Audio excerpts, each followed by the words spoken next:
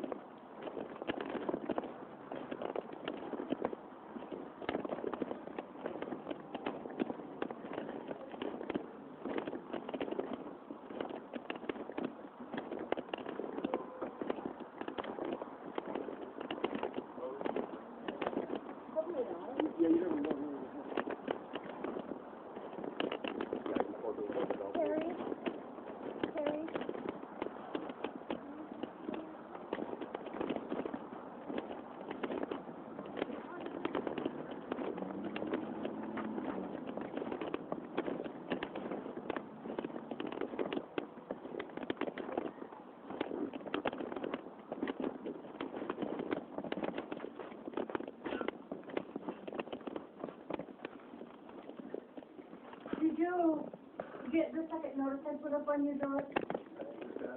Okay. 20 minutes ago, through that one door. Okay. Yeah, the first one I sent out, nobody understood, so, I didn't understand it either. yeah, nobody did. Okay. So what's the total? So it'll just be $10 more. So the last month What is it was 660, so now it's 670. Yes, sir. Okay. And then, I think it's in my apartment. We have I know you want, Shauna off your rental agreement. Well, it doesn't matter if she's on it or not on it. She left and she gave 30-day notice, so she surrendered control of the apartment, Yes, she full did. control over to me, whether she's on it or not. And I'm not giving her, she wanted me to sign something giving her immunity. And she literally, and I recorded it too. Okay, I well, recorded it. what I have And, is, I'm not giving her immunity anything because her sting buddies in the Portland Police and County Sheriff did damage to that apartment, and I'm not accepting liability for it. Well, of course, I'm on the lease, so to that regard. But I'm disabled, so I'm sorry to yell. I'm disabled. Every time I leave that apartment, they break into the apartment. Every time. They put holes in the wall in the corner where the wood paneling is. You know, not where the wall is plaster, but where the wall is, it looks like wood paneling. They put small holes in the walls that are like little round holes that are like near the floor, like a couple inches. is like in the corner. It's in the corner. Honey, listen at all of the apartments. That's for your cable if you want to run cable to the bedroom. It's in all of the apartments. Well, I know they did damage because that's not the only damage. That's not the only damage. And I'm not responsible for any of it. I'm disabled. When I'm in that apartment, I'm either sitting down or I'm laying down. It's like when you walked in on me when you accidentally went in the wrong apartment. When you walked in on me, I'm just sitting down. That's all I do all day long. Okay. That's it. So what this says, I can't do anything. I bleed I'm partially paralyzed. I bleed internally. The more I move around, the more it aggravates the internal bleeding. And the okay, more, well, basically what this states is that this one is a roommate addendum paper, and what it means is that you're just asking to take Shauna off of your rental agreement and your lease, meaning that if and when you decide to move out, the deposit comes solely to you, not into both you and Shauna's I name. don't give a rat's ass about the deposit. You keep the damn deposit. I don't care. Okay. I don't give a rat's ass about that damn deposit. I wanted her out of that apartment. She's a poisoner. She's a girlfriend to people in law enforcement in the city. They were terrorizing me. They were stalking me. And I have video of it to back up. I have plainclothes police officers wearing police jackets hanging around this area, and they're deliberately pounding on the walls and stuff like that as a form of harassment and terrorism. And I have video of them coming from the apartment wearing plain clothing, but they have on their Portland police jackets with big old letters police on the back. And I have them on video doing this. So, she's out because she's a danger. She stabbed me when I was asleep about 4 months ago. I didn't even realize it because, like I said, I'm partially paralyzed. I didn't even wake up. I don't know if she stabbed me or cut me. I don't know which, but it didn't seem like it was a deep cut. But she stabbed me like in the back shoulder. And I didn't realize it until the next day when I started stabbing. Started to itch and stuff. I felt back there was a big old wound back there. I went and looked in the mirror and I couldn't really see back there. Okay. I had a stab wound back there. So I want her out. And I told her she told me, because I'm disabled. I don't have to leave. She's a criminal, and I'm disabled, and she's not hiding it. I've already proven on video that she's having, I'll put it this way, her buddies in law enforcement was putting death threats in my home, audio death threats, and that's when not living here, but over at the apartment building over there on Oak Street. My wife was having a cop. And they were setting me up for stuff. My wife and this cop and his buddies were setting me up for things. And How did I find out about it? I tried to warn people about it when I was poisoning. The Portland Police Department used their, that's your cat? Yeah. Portland Police Department used their influence at the hospital to cover it up. My wife had me in a debilitated condition. And while I'm in this debilitated condition, my wife and her daughter were sleeping around with this cop and his buddies and his partners. And they were having fun vilifying me for stuff behind my back while I was bedridden and debilitated. And I was in a debilitated condition, and when I called 911, the type of response that I would get was either I get assaulted by the Portland Police, or the first time I called 911, I was assaulted by the Portland Police, I was battered by my wife, and then assaulted by the Portland Police. And I'm bleeding internally, already reported the fact that she was poisoned at the hospital. And I was assaulted by the police, so calling 911 didn't get me help. It got my wife to batter me while I'm in this debilitated condition, and it got the Portland Police to assault me. And the whole time, my wife was trying to hide that, and she had a terrible cough. My wife and the Portland Police Department had our vehicles towed right before that to keep me isolated, so I couldn't go anywhere to find help. I was too debilitated to physically walk anywhere or even write a letter. I didn't have a phone. We didn't have a phone at the time. I was so badly poisoned, I wouldn't be able to reach the sign on that door. I can read it now, but they had me so badly poisoned, I wouldn't even be able to read that phone. Okay. Well, I'm really sorry for all of that, but, you know, I did have to ask if you wanted to sign the paperwork to take her off of the deposit. No, I'm not, she specifically, I read the document, she wanted me to sign it and was giving her immunity. And I called the person that owns this place, I don't know, about a month ago, to complain because I didn't get the proper receipt that this place normally gives. Because I have several receipts that Shauna's received and what you have written a receipt and signed for her. And the first time I paid the rent, I don't even get a proper receipt. It doesn't even say my name on it. It just says Wagar. Now, as far as I'm concerned, that gives a false paperwork impression that anybody on my side of the family can legally enter my home anytime they want to. Because it's saying Wagar instead of just me. Well, see, my poisonous wife and her treacherous daughters, they all have my same last name too, unless of course they got married and they changed it. I don't know. I disowned all of them. I disowned Shauna, but I was disabled. A long time ago, but I'm disabled and it's like I have no help. Okay. I'm like, well, you'll receive the proper receipt starting this month. And I'm sorry, I didn't mean to offend you. Well, no, you didn't send me. I was under the belief that the office, not you. I was under the belief that you didn't give me that receipt. I was under the belief that the owners of the place gave me that receipt, and I called them about it.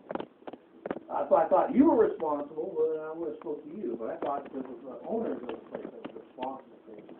And the owner of the place, she was rude. Very rude. All I wanted to do, all the stuff I'm talking to you about right here, I didn't say anything to her about any of this.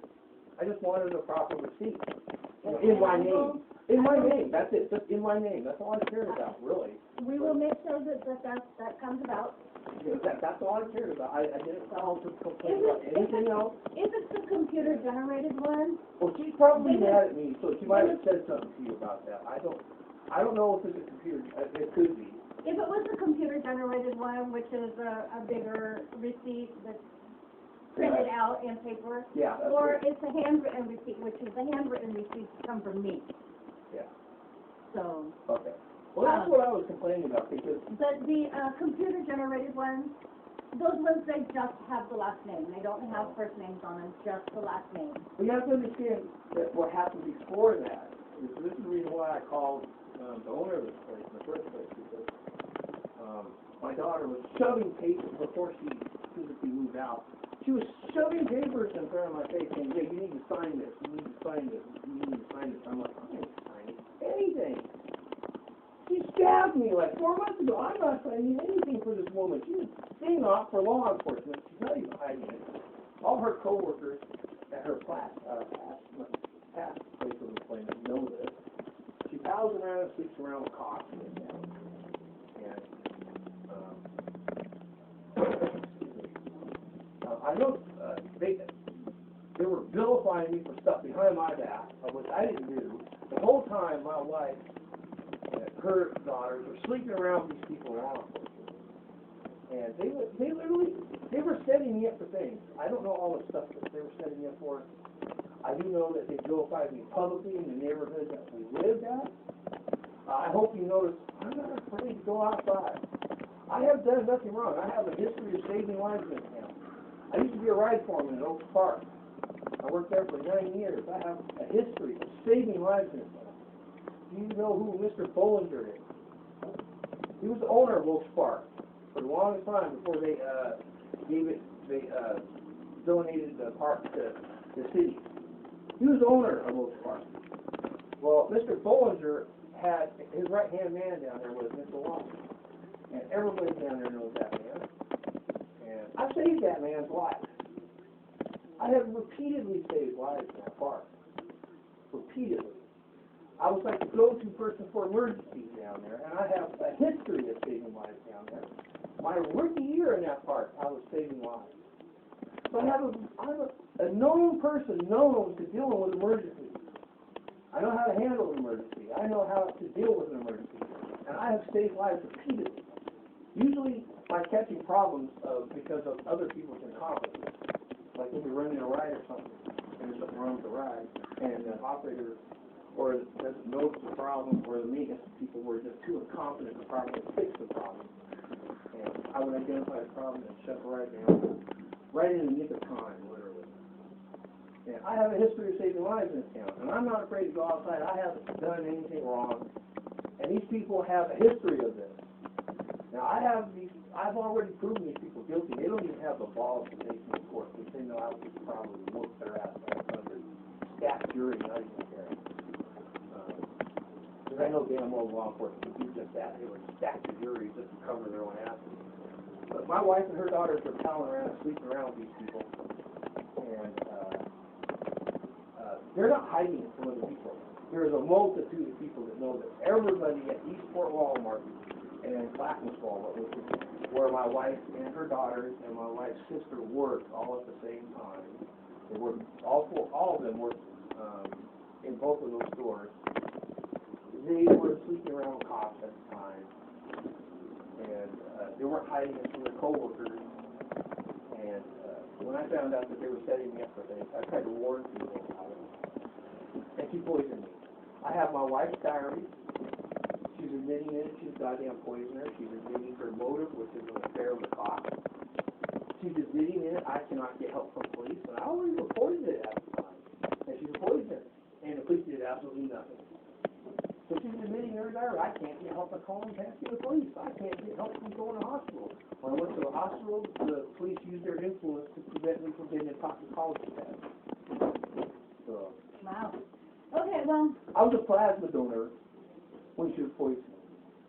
A regular plasma donor. I donated. So I have a very long history of saving lives. And my wife has a very long history of sleeping around cops and being a poisoner. And I've been publicizing this all over the internet. I've caught everybody. I've been reporting this publicly by phone. It's not easy for me to go anywhere and tell anybody because they have me paralyzed partially and bleeding internally. And the more I move around, the more I do things, the more it's aggravated. So. All right. Well, I'm sorry to hear all of that. So. We have to understand they murdered somebody. I don't. They murdered somebody. They were poisoning me when I was going. I have her diary, and see, there's nobody that cares. Nobody even cares to offer or even read it. So nobody even cares if she's a murderer. Anybody connected to law enforcement just looks the other way and acts like, oh, the person that's complaining must be mentally ill or something. I have her diary. She's freaking admitting it. She's not even hiding her affair with Officer Eric Carlson, who's a poor cop. He wanted the fact that he was a cop. A year later. I already knew he was, but he wasn't sure if I knew or not. He wanted me to know like a year later. He intentionally made it. He responded to my very last 911 call. And he was grinning and smirking from fucking ear to ear when the last time I called 911. I have never called 911 yet, ever, because of that. Because I know I won't call 911 if it doesn't get any help. But, so it's $10, right? Yes, sir. Okay. And as far as that receipt thing goes, the reason I called the owner of this place because I thought they were the ones responsible. I didn't think you were responsible. No, it's me, but I will make sure that it's in your name, okay? So this month being June, you're gonna pay the regular rate, $660, and then for July 1st, it'll be $670. So this month is $660, Yes, sir. and then next month is $670. Yes, sir. You know, if you put it that way in writing, it'd be a lot easier to understand. I know that, but I didn't write all the notices. The first notice that I sent out, that was from my boss, and, through the owner and whatnot, so, If he thinks like an attorney or something, I don't know. I'm the one that Right, sent like out, an attorney. I'm the one that sent out the little notice. Yeah, that makes a lot more sense. I Because thought the so. first one made no sense to me. I figured, oh, what is that? Is this that, does that mean I gotta pay an extra measly $5? Is that what this means? But I wasn't sure. I was gonna ask you about it, but I. some people thought they had to pay $30 more, but no. Well, I took it as $5 because it's saying $5 on there. So it's like, okay, I'll take that literally then, $5. Yeah. So that's how I'll take it. Because- So I sent out new notices to everybody, so it's a total of $10. So this month is This month is your regular price, next month is $10 more. next month is $10, okay. Yeah. And I'm still struggling, so I don't know if I'm gonna be able to keep this like or not, just so you know. Because No. I'll be able to pay this month, but it's like a month-by-month basis because That's fine. Anytime that you're ready that you can't stay, just make sure you come down and let me know so we can fill out the proper paperwork and well, it's always unforeseen problems like such as this, with the extra $10 and stuff like that. I'm able to just barely squeak by paying. I haven't even paid the utilities yet. I had to put in my name last month, but they haven't sent me a bill yet. I called them and said, why didn't you send me a bill for this? They said, oh, well, because it's only for a week's work. You only get a bill for a week, so they're just going to tack it on to the next month. I'm like, oh, okay. I haven't even received the electric bill yet. Donna's received her bill, but she hasn't shown up to pick up her mail. I have her bill, but I can't open it for that. But yeah, it's like, for me, I don't know, it's like a month-by-month basis right now. I'm on SSI, I can pay the rent, probably pay the utility, but from that point forward, I'm like flat mode. aren't we all? It's like, Well, you can have my rent, water and garbage and those bills. You can have mine. what do you mean? Mine are $850 a month. The rent? My rent, my water, my garbage, my electric. Well, my electric isn't counted in that. Well, I don't even know what my electric is yet, because I haven't received the bill. My electric runs me a flat $100 a month, Wow. every month. And in the wintertime, it's usually about 120 or 130. Well, I shouldn't be near that much, because I use virtually all electric, I have this light, not the only light I really use, and,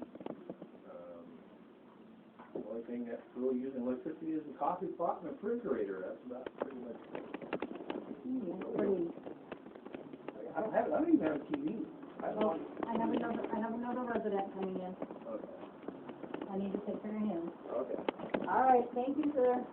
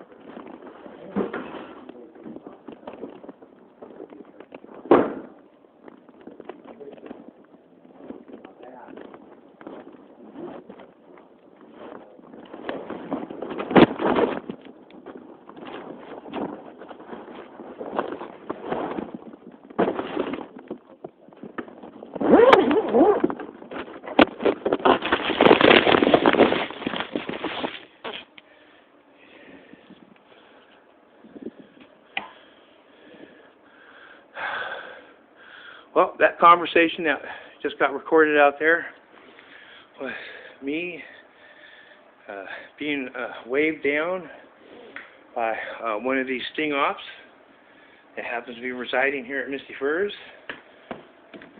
That woman that was doing the talking to me is the apartment manager here at Misty Firs Apartments.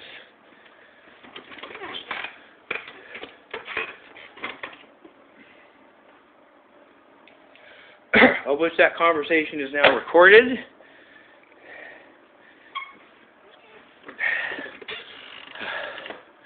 I had to take the noises that you were hearing out there, which of course you can't see.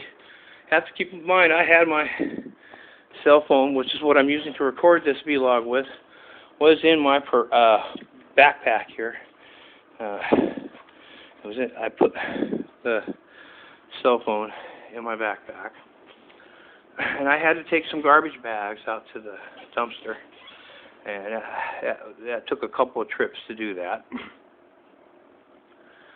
And it's not easy for me to go up and down these stairs out here.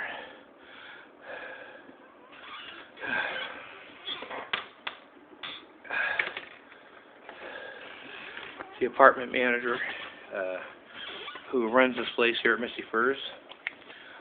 She is a sting op for the Portland Police and Multnomah County Sheriffs. She aids and abets the Portland Police and the Multnomah County Sheriffs in sting ops. They're using organized harassing and terrorizing tactics to provoke and to terrorize their targets. They have repeatedly tried. Usually when I'm in my apartment here, they've usually tried to use stalking procedures where they'll go back and forth from my apartment. And that in and of itself doesn't sound like a crime now, does it? But we got to understand they'll do it all damn day long, on and off, all day long, like they'll, every 5 minutes, every 2 minutes, they'll go back and forth, and they're not carrying anything. So they're not taking groceries from their vehicle and going into an apartment next door or anything like that. They're not doing anything like that. They're just going back and forth. Now I've already established on video, on past video, that the police department had controlled the surrounding apartments from my right to my left and the apartment directly below mine. And I've already got video to prove that.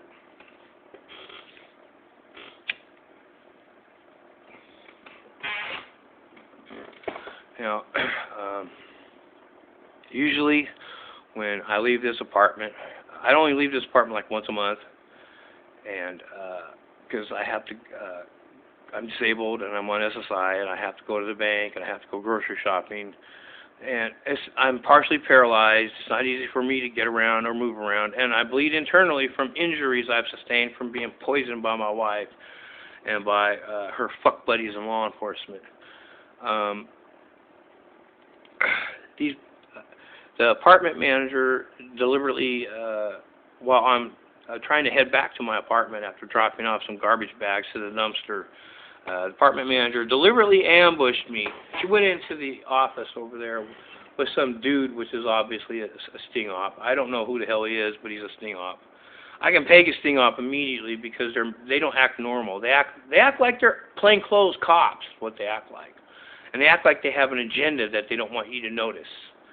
And they try to act all official, but they're all in plain clothing and everything, and they're trying to hide the fact that they're like in law enforcement, but they're trying to hide it. But it's plainly obvious they act like cops or detectives or whatever. They act like that, and they'll even order people around like that person. This dude was ordering that apartment manager as though the apartment manager worked for this dude. And this is right before she approached me and said my name and motioned for me to enter into her office, which is on the other side of the courtyard over there.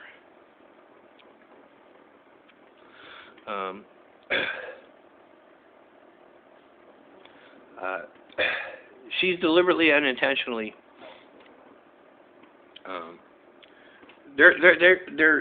I don't know how to explain it other than It's hard to explain other than to say that the type of people that they are. They're people that are either in law enforcement or they're connected to law enforcement. Like department manager, she's either a relative to somebody in law enforcement and therefore has been a sting op all her life, or she's a past girlfriend of somebody in law enforcement, which for a great deal of her life she's been a sting op for law enforcement. Or she's just buddies to people in authority, which means ever since she's been buddy to people in law enforcement, ever since she's just been a sting op. I can usually peg the type. They're the type of people that act stuck up. They act like they're better than everybody else. They think they're above the law. You can report a crime to them, and they'll just act nonchalant about it. I was reporting. I reported back my wife is a poisoner, and I just told her that I have proof she's a poisoner, and she's like, well, and she's just acting like it's irrelevant, unimportant, doesn't matter, meaningless. That's what a sting op does. Anything and everything to cover up and suppress complaints on sting ops, and that's what they do. So she's not really hiding her indifference at all, not one bit, and. She deliberately motioned for me to go into her office because they're illegally recording in there, and that's why. I don't know if she realized or not, but my cell phone was running the whole fucking time, so I've caught this conversation now on video/audio. I already know she's a goddamn sting op, and if she's going to make up lies about the holes in the walls, that's just bullshit. That's bullshit. She's a liar. She's a fucking flat-out liar. Everything she said about the holes, everything the department manager said about the holes in the walls, she's a fucking liar. Outright. She's just a goddamn liar.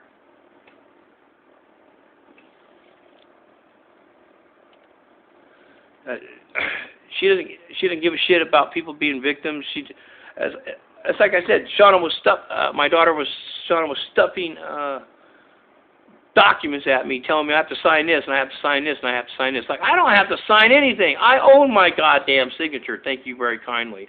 I don't need you or anybody telling me, oh, I'm supposed to sign this or sign this. Fuck you and fuck off, sting op. I don't have to sign anything.